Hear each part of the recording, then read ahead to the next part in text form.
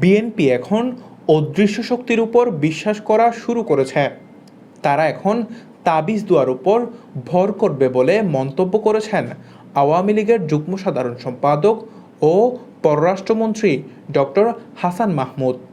রবিবার বিকেলে কক্সবাজারের শরণার্থী ত্রাণ ও প্রত্যাবাসন কমিশনারের কার্যালয়ে পররাষ্ট্র মন্ত্রণালয় সম্পর্কিত সংসদীয় স্থায়ী কমিটির বৈঠকে যোগ দেওয়ার আগে এমন মন্তব্য করেন তিনি। বিএনপি এখন হিতাহিত জ্ঞান হারিয়ে ফেলেছে এবং তারা গত নির্বাচন বর্জন করার পর তাদের হতাশা এমন পর্যায়ে পৌঁছেছে, এখন তারা অদৃশ্য শক্তির উপর বিশ্বাস করা শুরু করেছে। যে তারা এখন, আপনারা জানেন যে ক্ষণে ক্ষণে তারা বিদেশিদের দুয়ারে যায়। এখন কখন তারা যে তাবিজ দুয়ার উপর ভর করে, সেটাই আমার প্রশ্ন। এছাড়া মিয়ানমারের অভ্যন্তরে চলমান সংঘাতের জেরে নতুন করে 138 জন মিয়ানমারের সীমান্তরক্ষী বাহিনী আশ্রয় নিয়েছে, যার মধ্যে একজন লেফটেন্যান্ট কর্নেল এবং 2 জন মেজর রয়েছে। তাদের ফেরত পাঠানোর কথাও বলেন মন্ত্রী।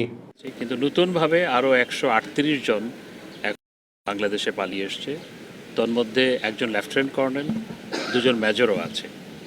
অর্থাৎ সেনাবাহিনীর একজন লেফটেন্যান্ট কর্নেল, 2 জন মেজরও আছে।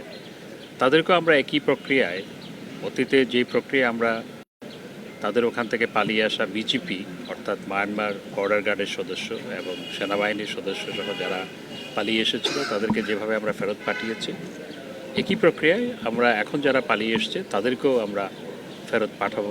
মিয়ানমার রাজি হলেও গেল 7 বছরে একজনও রোহিঙ্গাকে ফেরত নেয়নি বলে জানান ডক্টর হাসান মাহমুদ।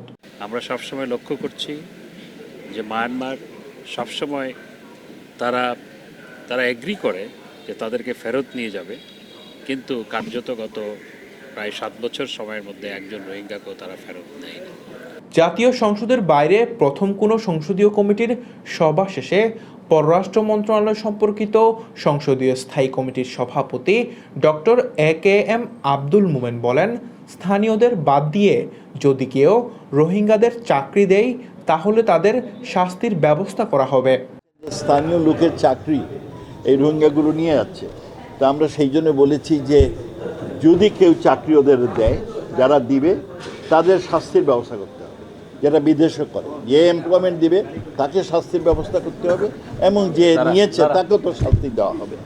এর আগে পররাষ্ট্র মন্ত্রণালয় সম্পর্কিত সংসদীয় স্থায়ী কমিটির সভাপতি AKM আব্দুল মোমেনের নেতৃত্বে সকালে উখিয়ার রোহিঙ্গা ক্যাম্প পরিদর্শন করেন সংসদীয় স্থায়ী কমিটির সদস্যরা। সানজিদুল আলম সজীব, TTN।